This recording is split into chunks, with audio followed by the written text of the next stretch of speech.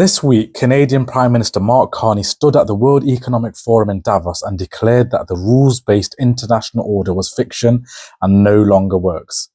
As a result, Donald Trump revoked Canada's invitation to the so-called Board of Peace. In quite an astonishing speech, Carney highlighted a rupture in the world order, where great powers, alluding to America, are using economic integration as weapons, tariffs as leverage, and financial infrastructure as coercion. He went on to say that the story of international rules-based order was partially false, arguing that the strongest would exempt themselves when convenient, that trade rules were enforced asymmetrically, and that international law applied to varying rigor depending on the identity of the accused or the victim.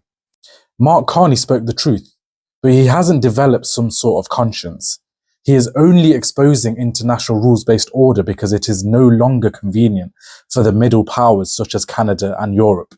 Because the great power America is not only defying these rules against the global south, the Middle East, Asia, and Africa, which it has always done since the inception of these rules since World War II,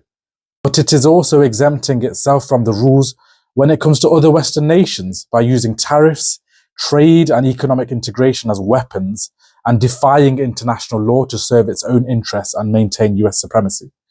Whilst this is something many of us already knew, especially the Muslim world and the global south, there's something satisfying about witnessing West-on-West attack and seeds of division between Western powers, who have always used their power to divide and conquer and oppress the world, defying their own rules and international law. Western powers and Western allies are now tasting their own medicine that they forced on other nations and peoples for decades. Let this be the start of the end of Western supremacy and domination, and allow for a true alternative to take its place, which establishes real justice in the world.